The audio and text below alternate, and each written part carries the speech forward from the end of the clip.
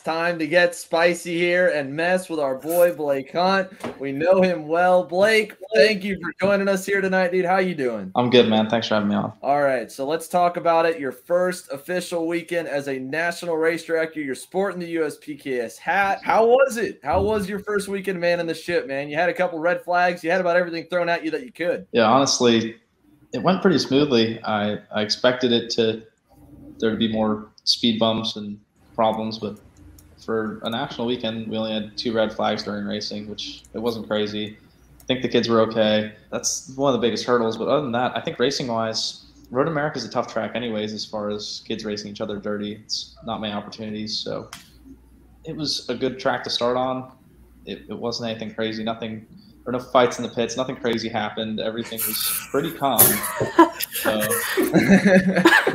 overall, I think it went pretty good. I mean, you're right. I guess that's another new thing. Hopefully, it doesn't become the norm of fights in the pits. But let's go back a little bit for those that don't know you. Obviously, you and I, we go back a good ways from racing, even just club stuff at GoPro when you were already on the national scene. I hadn't been yet, and then from racing as much as you were, even running the national series. You won the USPKS title. You can see the trophies behind you. You've been podiumed in X30 Pro races. You've seen the front of the field, the back of the field, the middle of the field, the club stuff, the national stuff. I have too. But race directing is one of the last jobs you see people normally want to go for at the racetrack. So when you got involved doing that at Go Promoterplex on the club side, assistant race directing, then race directing, what made you want to do that? What made you want to go and jump in and be the guy that most people like to hate by the end of a race weekend? Yeah, so honestly, nothing made me want to do that. Dan Brewer reached out to me. He's the manager of GoPro, for those who don't know, and he had a lack of people to race direct, and he asked me to do it, and I started doing the club races. And then I think I did the whole season up until the first IME Grand National, and then Eric Jones reached out to me about helping with that with the USPKS team at the time, and I guess they liked having me on because then Mark had me come and do the USPKS there. That was the finale last year. And yeah, I was assistant race directing through all that. And then assistant race directed in Orlando.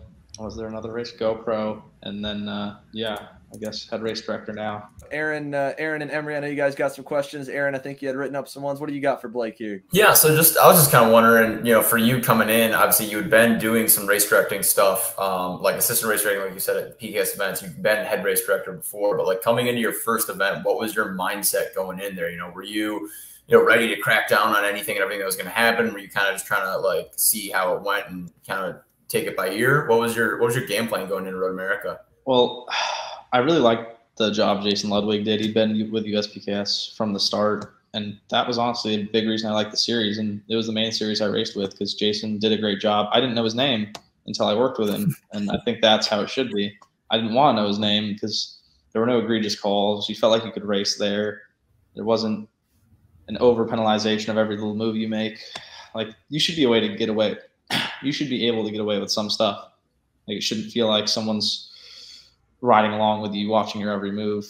And I just want to keep that going, the relaxed atmosphere. It's not like you're being talked down to by officials. It's not like they're on your case all the time. I really like the way he ran things, so I just tried to keep up what Jason was doing.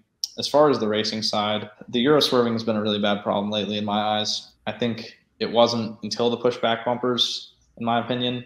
And when you take away kids being able to shunt one another off the track, they're just going to find another way to do it, and they started using the side pods. And in my opinion, it's way more dangerous touching wheel to wheel than shoving a kid off the end of the track. And people have gotten way too used to it, way too comfortable with kids getting run down to the grass and making it normal. In my opinion, if someone comes off the corner next to you and they are going to out-drag you by the end of the straight, that's your problem. Accept it. And these kids think they can just turn at the cart next to them, put them in the grass, and scare them out of it. And it works. And so that's why it's become so big. And as we've seen lately, it's not just the high-profile stuff that's happened lately, but there's been so many instances just being at the track I've seen where there's been crashes, it's been dangerous, there's been kids in the grass, officials almost getting hit, and there's no need for it. So that's all I really wanted to do was implement a penalty for the Euro swerving and the turning at carts next to you down the straight, because that's gotten so out of hand and so dangerous. I think it's unnecessary. Yeah, so that was something that I had talked about before, not necessarily on the podcast, but with people, was just like, I could count. I think I could count on both hands and like probably go over the number of times that I've seen kids turning into other drivers in the past year. Like since Road America last year, we had seen that be an issue. And that was just off the top of my head.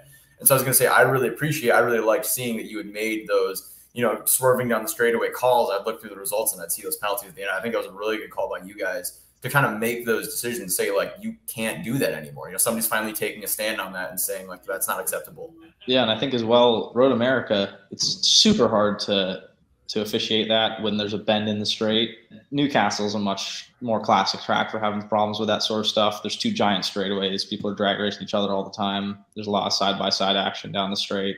Road America, kind of an anomaly these days, and that because KA is the biggest problem, of course. So many karts, everybody's on similar pace, and everybody winds up racing next to each other. Road America kind of took it out of the equation a lot, so you didn't see much of it. But I have a feeling at Newcastle there's going to be a lot more, and it's going to be the same policy. We're going to keep implementing it how we did when we saw it at Road America. And we black flag some kids off the track and warm up for doing it because we just want kids to know that they're not out there just to do whatever they want. It's not a game. Like the open black flag still exists. We give a lot of point blacks, but we want them to know we'll wave someone off if they're driving like a weapon and endangering other people's equipment, themselves.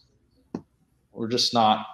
Karting's become too comfortable with kids doing dangerous stuff and getting away with it. And that's really where I draw the line. Like hard racing's fine. We give a lot of leeway with kids racing each other, but unnecessary dangerous stuff, we just really have no tolerance for.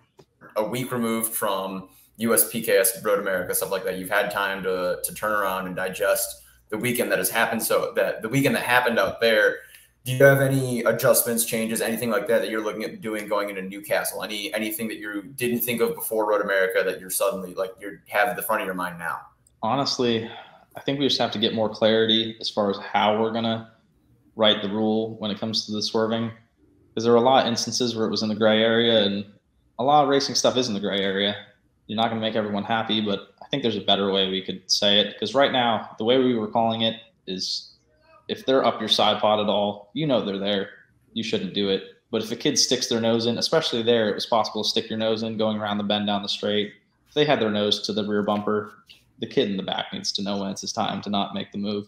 But so there's a lot of give and take. There's a lot of gray area. So I think we just need to work on nailing that down better, getting everyone on the same page. I think we're going to have more on-track officials at the next race. Of course, it's a hard position to keep, assistant race directors. But yeah, I think we're going to try to have more at the next race. And that's the only real change. We changed Porter Wiesenall, our flagman. He does a great job, one of our best assets at the USPKS. And he wanted to change things with the starts to go to just no acceleration line, just go on the green flag. And I think that made a lot of sense because there were too many games to be played with the two lines and everything. So now it's just off pole has to be behind the pole sitter, even with until the green flag drops, and then he can accelerate and they can race and everybody can get out of the tram line. And I think that just streamlines things, makes it a lot simpler. So that's a change we made that I'm happy with. But as far as more changes, I think we're just going to keep things going as they are. I think when series get big, that's the most dangerous thing, is to keep changing things. And I think USPKS got big because it stayed simple, relaxed. So we're not going to change that. It's going to stay the same.